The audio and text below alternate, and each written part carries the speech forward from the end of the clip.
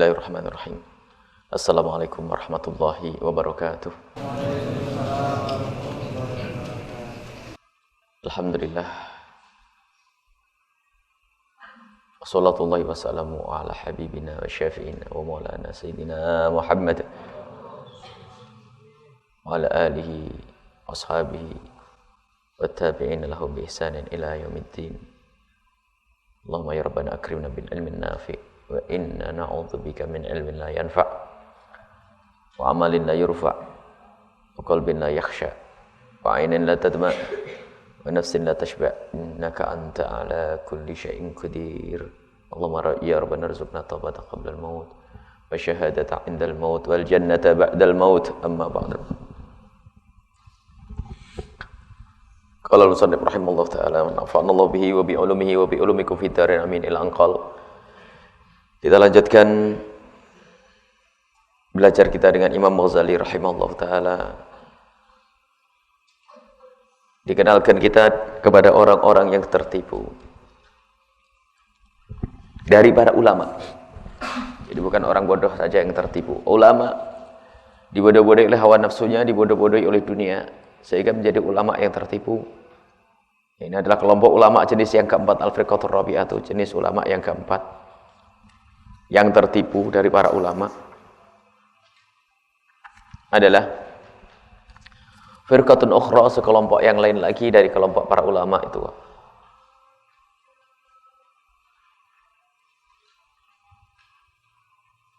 adalah mereka yang ahkamu al-ilma.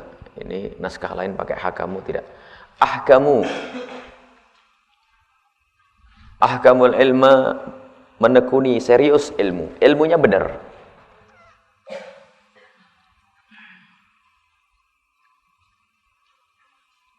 Wa tahharul jawariha.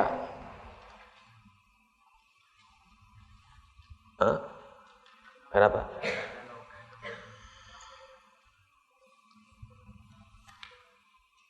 Mana? Ben? Ini naskah lain.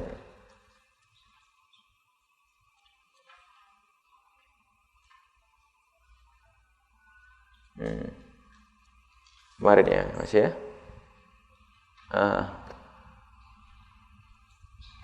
Kemarin kita masih kelompok ulama yang ketiga ya, yang punya ilmu lalu berusaha untuk mengamalkannya. Kemudian dia mengerti tentang akhlak itu jelek, bahwasanya penyakit hati itu jelek. Dia punya ilmu, mengamalkannya. Yang pertama adalah ulama punya ilmu, nggak mengamalkannya, dia tertipu, sehingga hidupnya hanya diskusi, bahsul masail, bicara tentang ilmu, tapi tidak ada kerinduan untuk mengamalkannya. Dan seolah-olah dengan ilmu yang sudah didapatkannya menjadikan dia selamat di akhirat. Ini orang tertipu. Kedua adalah mengamalkan. Punya ilmu lalu mengamalkannya, tapi tidak membersihkan hatinya dari beberapa macam penyakitnya. Jadi masih ngedengki dan sebagainya. Yang ketiga adalah mengamalkan ilmu. Punya ilmu, mengamalkan ilmu, kemudian berusaha untuk membersihkan hatinya dari bermacam-macam penyakitnya. Akan tapi dia tidak menyadari tiba-tiba ada penyakit-penyakit yang lain. Misalnya yaitu orang hanya memperhatikan penyakit sombongnya saja, sehingga pincang dia, ada penyakit lain yang tidak disadari. Jadi tidak mencoba untuk menuduh hawa nafsunya selalu, karena orang hebat adalah orang yang selalu menuduh hawa nafsunya. Melihat dirinya dengan pandangan untuk benar. Sebab kebanyakan orang itu akan tertutup dengan kekurangan dirinya sendiri. Dia tidak berusaha untuk mencari-cari. Sehingga ada seseorang di saat berusaha untuk membersihkan dirinya dari kesombongan, dia hanya terfokus dengan kesombongan. Jadi agar aku tidak sombong. Aku tidak boleh sombong. Aku tidak boleh sombong. Aku tidak boleh sombong. Ternyata dia masuk penyakit lain yang tidak disadari. Misalnya, karena dia hanya memperhatikan untuk tidak sombong, sehingga agar tidak sombong dia harus merendah. Misalnya melakukan pekerjaan-pekerjaan yang rendah, akan tapi ternyata di saat dia melakukan pekerjaan yang rendah itu masuk sombong yang sangat halus. Misalnya apa? Tidak ada orang yang tawadhu seperti saya di sini.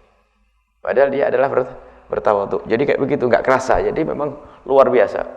Jadi rupanya merunduknya seseorang belum tentu dia itu adalah tawadhu. Bisa saja orang begini terus berjam-jam, Masya Allah, dia hanya ingin disebut bahwasanya satu majelis ini nggak ada orang tawadhu kayak saya.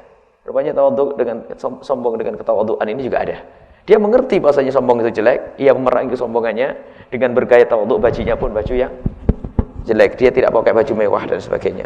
Karena kalau aku pakai baju mewah, aku masuk di dalam kesombongan. Akhirnya masuk baju sederhana, compang-camping. Akhirnya setelah pakai baju compang-camping dan baju yang sederhana, ternyata terbetik di hatinya kesombongan model baru lagi, bahwasanya tidak ada orang yang sufi seperti saya, tidak ada orang yang tawadhu seperti saya. Lihat, semua dari kawan-kawan saya berbangga-bangga dengan dunia, tapi kalau saya tidak, saya tidak berbangga dengan dunia, saya tawadhu. Nah, ini adalah penyakit yang halus, jadi luar biasa. Kemudian ini kelompok yang ketiga kemarin adalah kelompok yang ketiga mengamalkan ilmu, punya ilmu, mengamalkan ilmu, memahami itu semuanya. Kalau itu akhlak yang jelek, ya, ini akhlak jelek, akan tapi dia tertipu masuk di dalam penyakit yang lainnya yang sangat halus tadi. Sehingga kadang dia itu berbicara tentang kemarin disebutkan ngedengki itu nggak bagus. Masa ulama sama ulama ngedengki? Akan tapi diam-diam dia itu di saat ada ulama yang terperosok atau kepleset, dia senang. Terbukti dia. Dia senang, di dalam hatinya ada kegembiraan. Jadi mestinya ia berduka di saat ada ulama kepleset, ternyata dia malah senang. Dan ini hati-hati. Seperti yang kita sebutkan kemarin, ada seorang tokoh besar ternyata dia runtuh ataupun kepleset, itu malah ketawa. Ini hati-hati. Ya begitu, itu penyakit yang halus sekali di dalam hati kita. Padahal semestinya kita itu ikut berduka siapapun. Jangankan ke ulama.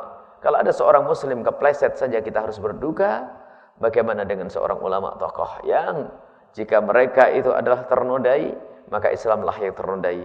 Kalau mereka adalah melakukan satu kehinaan, maka secara otomatis umat ini pun kena. Tapi kenapa ini orang yang katanya benci kepada kedengkian? Saya tidak dengki. Akan tapi ternyata bertepuk tangan di saat teman atau saudaranya atau orang yang akron atau orang yang seperjuangan dengannya terjerumus di dalam kehinaan, kok kenapa dia bisa tertawa? Nah, itu musibah lain disebutkan.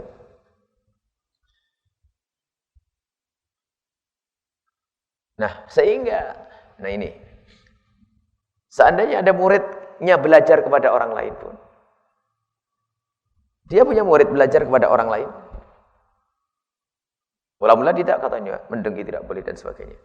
Tapi kalau ada murid yang belajar ke orang lain, kemarin disebutkan juga oleh Imam Nawawi dalam kitab At-Tibyan, tiba-tiba nggak nyaman, nggak senang kalau murid yang belajar kepada orang lain. Seolah-olah, ada apa? Kenapa kau belajar ke sana? Baik. Nah, kadang ada orang yang seperti itu, mengkritisi ulama lain. Kalau diingatkan itu menggunjing, ini bukan menggunjing ya akhi, ini hak, ini kebenaran, harus saya tunjukkan, kalau tidak bagaimana nanti. Nah, padahal dia mulai tadi menggunjing si fulan begini, si fulan begini, si fulan begini. Jadi permasalahan itu yang digambarkan Imam Ghazali itu, orang itu tidak sadar dengan kekurangannya. Orang tidak sadar. Sehingga memang perlu nanti dalam bab lain Imam Ghazali itu mengajari tentang bagaimana kita menghilangkan sifat-sifat buruk kita, omongan kita yang tidak baik, yang tidak kontrol. Ternyata kita memang perlu kontrol yang sesungguhnya. Bukan sekedar kita mengontrol diri kita dengan diri kita. Kadang diri kita dibuai oleh diri kita, dibohongi oleh diri kita sendiri.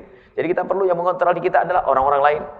Kata Imam Ghazali rahimahullah, bertanyalah kepada orang yang bersamamu, apa kekuranganku? Sebab kadang ada seorang istri misalnya, ngomong nyelkit sama suami tidak sadar. Atau seorang suami ngomong nyelkit sama istri tidak sadar. Atau kita dengan kawan-kawan itu ada kan, orang yang tidak disenangi sama teman-temannya, kalau ngomong tuh ceplas-ceplos. Dia pun tidak sadar. Padahal waktu di majelis juga belajar bahwasanya itu adalah tidak baik lah. Permasalahan orang tidak sadar itu yang susah. Ya ini yang disebutkan tadi. Bahkan di saat menggunjing orang, menggunjing ustadz yang lain, jawabnya apa?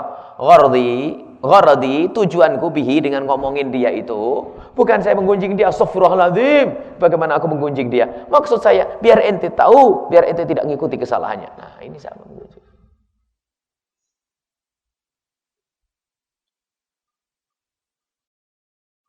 Wa mura'in. Orang yang suka riya, li'annahu law kana gharaduhu salahul khalqi la habba salahum ala yadi ghairihi mimman huwa mithlu aw fawqahu. Nah, mestinya orang itu tidak boleh di saat ada muncul ulama lain, juru-juru dakwah yang lainnya. Sekarang itu diributkan. Ada ustadz baru di sini ribut. Kadang ada kampung itu sampai ada anak-anak muda yang mau berjuang di jalan Allah, mau berdakwah, mau berkiprah itu tidak berani karena adanya kedengkian ustadz yang ada di situ. Ada dua penyakit di dalam masyarakat yang menghentikan jalannya perjuangan atau yang menghambat jalannya perjuangan umat Nabi Muhammad adalah tawadhu yang tidak pada tempatnya. Satu, ada orang pulang, kenapa kamu tidak ngajar? Nggak enak, masih ada kiai sepuh, masih ada kiai sepuh lama, jadi nggak enak. Nah ini kurang ajar. Jadi, terus apa yang ada di hatinya? Kalau masih ada kiai lama, dia tidak bisa ngajar. Kenapa? Nggak enak, masih ada kiai sepuh. Saya harus adab dan tata krama. Ya ini kan sebetulnya kurang ajar. Biar diam-diam di dalam hatinya itu sebenarnya doa. Kapan kiai mati biar saya bisa ngaji di situ. Karena ini tersembunyi. Kenapa? Tawadhu'nya tidak pada tempatnya. Maka nggak ada masalah. Kalau kita di kampung manapun, kita tinggal minta izin, kita berkiprah. Yang izinnya adalah Rasulullah. Sebab kadang-kadang harinya sama pun dipermasalahkan. Hari cuma 7. Hari cuma 7. Terus gimana? Kalau sudah ada majelis hari Selasa, nggak boleh ada orang lain buat majelis hari Selasa. Nah, ini memang ada ini. Sementara di tempat orang alim itu bukan saja di satu kampung harinya sama. Seperti zaman dulu di Masjidil Haram sebelum diinjak-injak oleh orang yang tidak beradab dengan ulama ini. Dulu ada masjid ini ada alim Syafi'i, masjid itu alim Hanafi, masjid itu alim Maliki, ngajar semuanya. Dan tidak ada gesek-gesekan begitu. Sekarang ada satu hari direbutkan. Ya, ini kan sudah ada majelis hari Selasa. Kenapa sih itu ngadain hari Selasa? Memang ada hari lain lagi. Ini memang ada hal-hal semacam ini. Itu makanya ente kalau ada teman ente membangun pondok di samping ente dukung. Sebab sebanyak apapun pondok, ente jangan kalah sama orang jualan nangka. Orang jualan nangka itu jualan lagi. Yang belanja ada. Masa ahli ilmu kalah dengan orang jualan nangka? Bahkan kalau di sini ada 16 pondok, itu malah justru enak. Gurunya bisa tukar-menukar, tidak ada masalah. Tapi memang dasar hasud ini. Kan gurunya bisa, pakar fikihnya ada di sini satu. Ya sudah, tuker, pinjem aja. Pakar Qur'annya ada di sini, pakarnya. Cuman ini lihat. Karena kedengkian itu, lihat, bakal engkau menemukan di masyarakat nanti, di sebuah kampung tidak boleh. Ini kan sudah ada majelis hari Senin. Ini sudah ada majelis hari Selasa. Ini aja majelis, enggak boleh. Khususnya hari Ahad, hari Sabtu, ini adalah hari libur misalnya. Orang pada minta hari Rabu dan hari libur. Misalnya, enggak boleh hari Sabtu, karena sudah ada hari Sabtu. Enggak boleh malam Jumat. Nah, malam Jumat kan orang pada senang mengadakan pada hari Jumat. Dan ini muncul, kata Habib Abdullah Harun, ada hal-hal kayak gini. Sehingga apa? Ya penting memang harus ada. Ya kalau memang sekarang kalau di satu tempat saja ada sama, itu tidak menjadi masalah. Tempatnya gede seperti Mekah. Apalagi kampung segede ini. Di sini ada, di sedang pojok sana ada. Nah ini masyarakatnya berbeda nanti. Kalau ada kiai buka majelis di sana, lihat. Yang datang adalah kelompok atau kelas atau model-model tertentu. Di sini juga tidak ada masalah. Jadi ingat di masalah ini, semua orang akan terbawa kepada hal yang demikian ini. Namanya hasud yang tersembunyi. Hasud yang tersembunyi ini halus ini. Padahal ini laukana gharadu salahul khalqi. Kalau ente pengen bangun pondok di tempat ente ini karena ingin bangun orang. Ini kata Imam Ghazali. Ente di sini bangun pondok untuk membenahi orang. La habba, niscaya orang tersebut, kalau orang ini maksudnya ente. Niscaya engkau juga senang jika orang-orang itu solahahum ala yadi ghairihi. Niscaya engkau senang jika mereka juga bisa baik dengan orang lain. Artinya, seorang ulama yang sesungguhnya hatimu kalau benar, apa tujuanmu berdakwah buka pesantren itu? Buka majelis taklim tujuannya apa? Tujuannya untuk agar orang bisa baik dan orang bisa belajar benar. Baik, kalau memang niatmu benar bahwasanya tujuanmu membuat pesantren, membuka majelis taklim adalah agar umat ini bisa benar, niscaya tujuan ini yang kau pikirkan. Artinya, tujuanku umat ini benar. Seandainya tidak ada majelis taklim pun yang penting benar kan beres. Lah sekarang kenapa ada orang pengen beneri umat kok engkau pusing? Beneri umat kau repot. Ini musibah. Makanya tolong dijaga hati anak-anak ya. Di suatu ketika di masyarakat muncul ada semacam ini. Apalagi ada orang baru lebih hebat dari kamu. Wah, penyakitmu lebih gede lagi. Awas, hati-hati. Hati-hati. Tak taunya kayaknya ustadz, tak taunya apa? Di ahli neraka, kotoran hati, hasad. Dan kalau sudah hasad tidak pandang, kakak beradik pun Masya Allah. Kakak adik, rupanya adiknya banyak tamunya dari kakaknya. Setiap datang nyari adiknya, nyari adiknya, nyari adiknya, nyari adiknya. Adiknya lagi. Wah, ini dapat beras berapa kilo, dapat kue berapa, macam-macam. Ada iblis, hal tersembunyi. Dan ini ada di masyarakat, jangan dianggap tidak ada. Kita sering komunikasi dengan beberapa keluarga kiai, selalu waktu kita ngomong gini mesti senyum. Iya Bu ya. Ada rebutan. Jadi hati-hati kayak begini. Nah, itu hasad. Ya ini loh. Padahal dia ngerti. Padahal setiap hari dia ceramah. Makanya dibaca kitab Ihya Ulumuddin. Ini tertipu. Lokana gharduhu, kalau seandainya ada orang tujuannya dia berdakwah, berkiprah itu adalah untuk apa? Salahul khalqi, untuk kebaikan makhluk. La habba salahu fi ala yadi ghairihi.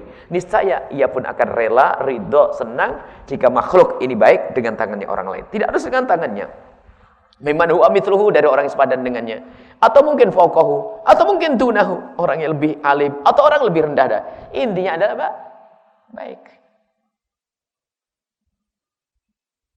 Suatu ketika ada seorang yang kami dikagetkan di sebuah majelis besar, majelisnya ulama. Majelisnya ulama, alumni-alumni. Memang alumni-alumni, kalau disebut alumni dari mana, orang mesti kagum ini. Saya tidak senang suatu ketika ada ceramah menyebut nama satu tokoh yang nasional. Memang kita tokoh nasional itu orangnya tulus, ikhlas, yang berjuang. Cuman tidak banyak ilmu. Mestinya kalau kami nyontohkan seperti tokoh-tokoh nasional yang diberi oleh Allah keberhasilan di dalam berdakwah, tapi tidak punya ilmu, saya malah jadikan contoh. Ilmu itu tidak jaminan. Ada beberapa orang yang bisa menjadikan sebab tobatnya orang banyak, dia tidak bisa membaca kitab. Ilmu fikihnya juga tidak kuat. Akan tapi karena ketulusan hatinya, ini yang paling mahal. Ya? Dia bisa begitu. Yang diceramahkan hanya itu saja. Kalau pembahasan masalah fikih tidak ngerti, apalagi bahsul masail yang berat, tapi Allah berikan manfaat melalui tangan dia. Banyak, Masya Allah. Ulama, orang bisa sadar dengan dia. Bahkan yang alim pun bisa belajar dari dia. Bukan belajar ilmu kesadaran. Ini menunjukkan bahasanya ilmu tidak jaminan dan tidak segala-galanya. Dan banyak kita ketemukan orang-orang yang sering, yang selama ini Masya Allah orang baik-baik itu, membaca kitab dia juga tidak pandai. Kemudian pembahasan fikih tidak pandai. Itu yang harus kita jadikan pelajaran untuk kita. Bahasanya apa? Tidak jaminan ilmu itu menjadikan keberhasilan. Yang akan tapi ketulusan.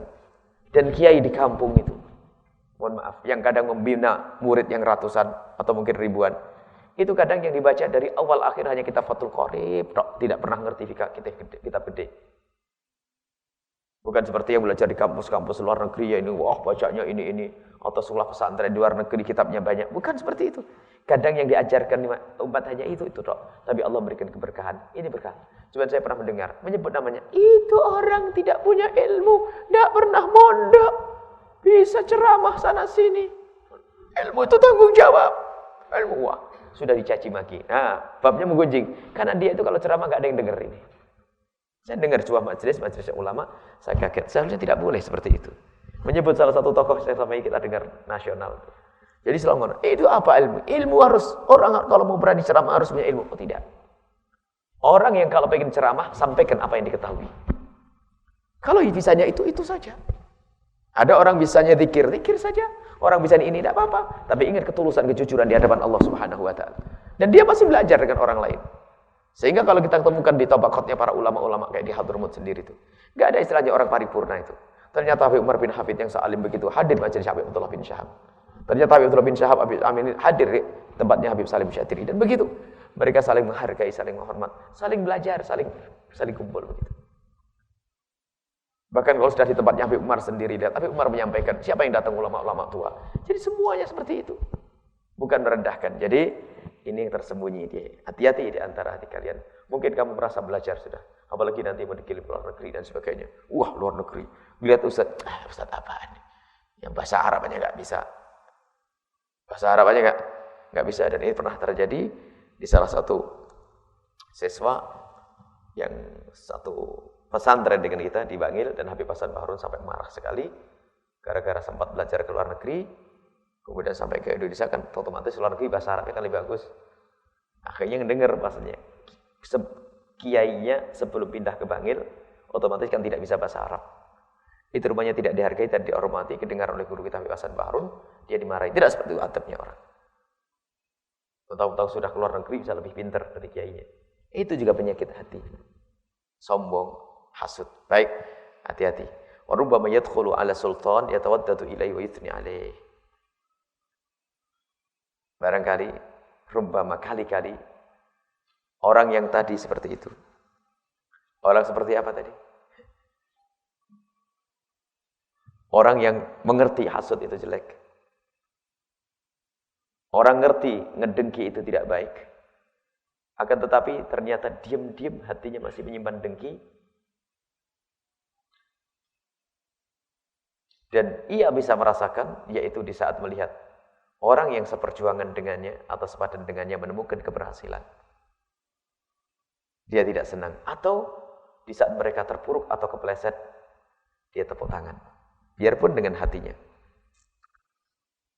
Nah, orang semacam ini, kemudian setelah itu apa?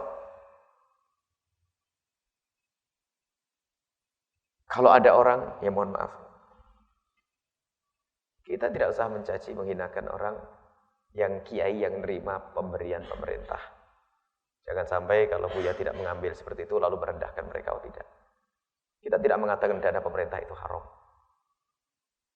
Sebab ada orang ngomongnya begini misalnya, Astaghfirullahaladzim, saya tidak mau dana dari pemerintah. Astaghfirullahaladzim, saya tidak mau dana dari pemerintah. Kenapa pakai astaghfirullahnya begitu? Kenapa astaghfirullah yang lain begitu tuh? Ada apa ini? Cukup, saya tidak usah kasih buat tempat yang lainnya. Kan beres. Asal diangkat karena apa? Di sini ada 3 kiai yang nerima pemerintah. Biasanya astaghfirullahnya diangkat itu karena ada sesuatu. Halus deh. Astaghfirullahaladzim. Kenapa astaghfirullah nyerit-nyerit itu? Halus itu. Di sini tidak ada dana pemerintah, tapi tidak. Kalau ada kiai yang nerima dana pemerintah, siapa lagi yang mengambil nanti? Kalau tidak diberikan yang lainnya. Ini hanya masalah khusus saja di tempat ini, gitu saja. Ini ada itu, jadi astagfirullah sendiri tuh, lihat. Begitu halusnya ini. Itu sebenarnya dia merendahkan orang lain itu. Karena di situ ada kiai 3 yang terima dari pemerintah. Nah, ini gitu. Tanpa sengaja biasanya orang seperti itu kalau astagfirullah jerit-jerit itu, astagfirullah ini berumpama yadkhulna ala sultan wa yatawaddadu ilaihi wa yuthni alaihi. Bisa saja dia termasuk diam-diam adalah orang yang sebetulnya dekat dengan sultan dan dia punya ikatan hati. Wa idza sa'ala an dzalika qala. Nah, kalau giliran dia yang masuk ke pemerintahan, kalau ditanya apa? Fa idza su'ila an dzalika, kalau ditanya dari yang demikian itu qala inna gharadi an anfa'an nas. Ya maksudku ya biar manfaat untuk orang loh. Kalau tidak untuk apa? Dulu mah enggak mau. Astagfirullahaladzim. Dan memang subhanallah itu adalah luar biasa. Wa anfa'anhum ad-darar. Dan agar ya kalau tidak begini nanti kan takut mereka jahat kepada umat. Anfa atfa bukan anfa. Atfa aku tolak. Anhum dari mereka ad-darar, bahaya. Wa huwa maghrur, orang itu juga tertipu. Walau kana gharadu dzalik.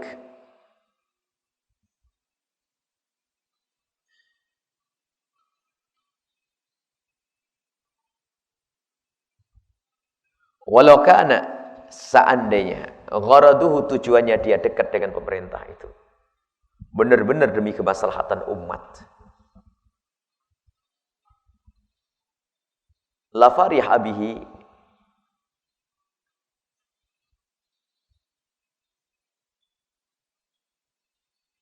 niscaya dia, kalau bukan masalah pemerintah tadi, walau kana gharaduhu dzalika, kalau memang tujuannya orang di saat mengkritisi orang lain tadi, mengkritisi orang lain itu tujuannya adalah baik, la fariha, niscaya ia akan senang bihi, dengan orang tersebut, idza jara ala yadi ghairihi, jika cara kebaikan, jadi kalau ada orang tujuannya mengingatkan atau berbicara menyebutkan tentang seseorang tujuannya adalah baik, niscaya jika ada orang mau menjadi baik dengan dia, niscaya dia senang. Artinya mengkritiki, Ustadz ini adalah begini, Ustadz ini hati-hati ya, Ustadz dia telah melakukan satu kesalahan. Kalau seandainya sudah terlanjur menyebut nama Ustadz, karena cinta kepada Allah dia mengingatkannya. Si fulan, Ustadz ini Masya Allah, ya Ustadz kenapa harus begini? Itu ada Ustadz, seharusnya dia meninggalkan yang demikian itu. Kalau memang dia tujuannya mengingatkan ini benar-benar karena Allah, dan tujuannya baik, niscaya apa? Dia tidak akan menghalangi orang belajar dari dia. Karena apa? Namanya manusia, dia bisa bersalah. Setelah kita ingatkan, mungkin dia baik. Silakan orang mau belajar. Jadi tidak apa-apa seandainya kita mengingatkan seseorang. Tujuan kita mengingatkan kamu, jangan begini, wahai Ustadz. Tidak baik ya Ustadz. Tapi bukan berarti kita halangi mereka dari murid-muridnya. Bukan kita provokasi merusak. Kita akan senang jika kebaikan juga terjadi melalui dirinya. Baik. Walau ra'a man huwa mithluhu 'inda sultan yashfa' fi ahadin. Nah, ini cirinya orang dengki. Yang semula anti pemerintah. Itu. Walau ra'a, kalau seandainya melihat man huwa mithluhu, orang yang sepadan dengannya. Inda sultani, datang ke tempatnya sang sultan. Yashfa' fi ahadin, minta pertolongan atau minta memberikan menjadi perantara keselamatan, minta pertolongan untuk seseorang. La ghadiba, saya akan marah. Kalau ada orang datang ke sultan untuk meminta syafaat kepada sultan, pertolongan atau kemurahan, la ghadiba, saya marah. Wa rubbama, dan barangkali akhadha min amwalihi, mengambil dari harta mereka. Fa idza khatara bi balihi annahu haram, kalau ternyata terlintas di benaknya ini adalah haram, qala lahu asyaitan, setan berbisik kepadanya, hadza ma la malikalah. Allah. Yang semula tidak mau dengan duit-duit itu. Memang harus ada benar-benar tulus mempertimbangkan yang demikian ini. Mula-mula enggak mau dengan duit-duit yang seperti itu. Tapi suatu ketika ada celah. Ada celah, lalu diambil, dan ini tandanya biasanya diambil untuk dirinya sendiri. Untuk kepribadiannya. Apa itu misalnya? Ya untuk kesenangan dirinya. Dan di saat mau mengambil itu, dia ngerti ini kayaknya harta ini kurang baik. Harta ini kurang baik. Cuman setan membisikkan. Itu enggak ada yang punya. Bahwa malun hadza malun la malika lahu. Enggak ada pemiliknya. Ambil saja wahwa lima solahil muslimin, dan untuk kemaslahatan kaum muslimin. Wa anta ahaduhum. Engkau adalah salah satu dari kaum muslimin. Ambil saja, enggak apa-apa. Sehingga mulai kemarin mencaci maki, sekarang mulai mendekat. Annahu malun la malikalah pertama. Jadi ada beberapa sebab. Jadi dia akan wa anta minhum, wa anta imam, wa anta minhum. Kemudian mereka jadi dibisik oleh setan, harta itu enggak ada pemiliknya. Kalau sudah harta negara seperti itu adalah hartanya kaum muslimin. Dan ketahuilah engkau adalah salah satu dari mereka. Enggak ada masalahnya kalau engkau ambil dia harta itu. Engkau gunakan juga enggak apa-apa. Ini bisikan. Padahal kemarin mencaci maki, kemarin tidak suka. Dan hujahnya ada 3. Pertama apa? Annahu malun la malikalah. Karena harta itu tidak ada pemiliknya. Yang kedua, annahu li maslahil muslimin. Harta itu untuk kemaslahatan kaum muslimin. Yang ketiga, ats-tsalits adalah annahu imam. Orang tersebut merasa dirinya adalah imam karena dia ustaz. Wa hal yakunu imaman illa man a'rada 'anid dunya. Dan tidak ada yang berpaling, tidak akan menjadi imam kecuali orang yang berpaling dari dunia. Nah, ini tambahan ini lain. Wa huwa imam, wa annahu imam. Jadi yang ketiga merasa saya itu adalah imam, saya itu adalah ustaz, saya kiai, saya lebih ngerti, saya berhak untuk terima. Harta tidak ada yang memilikinya. Kemudian untuk maslahatnya kaum muslimin. Yang ketiga, engkau adalah termasuk kaum muslimin. Yang ketiga adalah apa? Engkau adalah pemimpin. Sekarang tidak ada pemimpinnya, fasik semuanya. Pemerintah enggak benar semuanya. Maka yang benar ya ente. Ente pantas untuk ngatur semuanya. Sebab kalau di pemerintah malah buat nyimpen perempuan yang kotor, buat zina, buat mabuk dari pemerintah. Mending ente ya Ustaz, kata setan. Ente lebih ngerti, lebih baik ente. Oke, sudah mulai berubah. Mulai dari mencaci, sekarang dia ikut bergabung dalam kehinaan ini. Akhirnya apa? Padahal hal yakunu imaman illa man a'rada 'anid dunya. tidak akan menjadi imam. Hei, kata Imam Ghazali, tidak ada imam kecuali orang yang berpaling dari dunia. Kal anbiya was sahabah.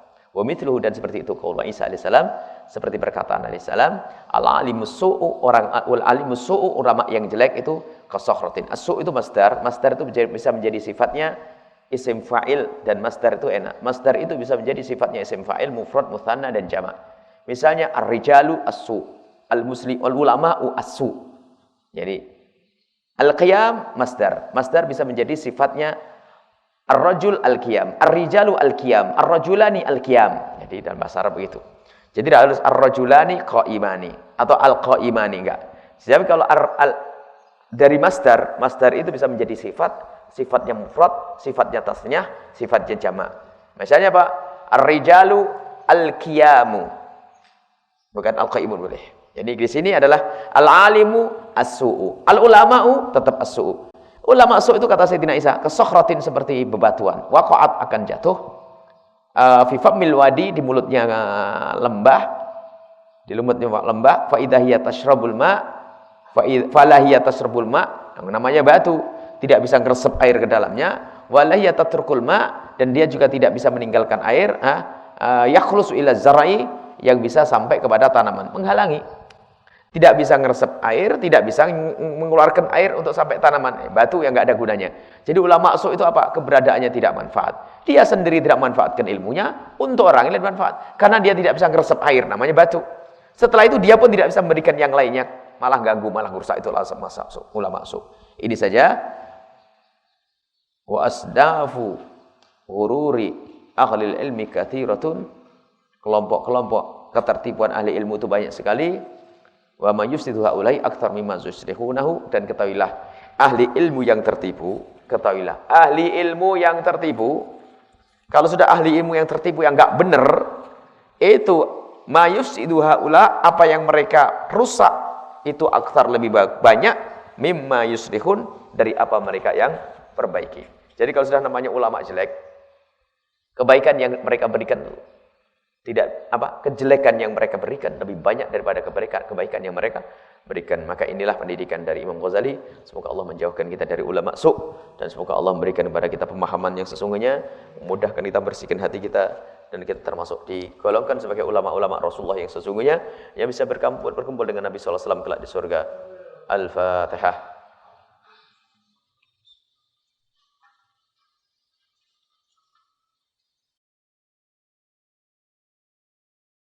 Assalamualaikum warahmatullahi wabarakatuh.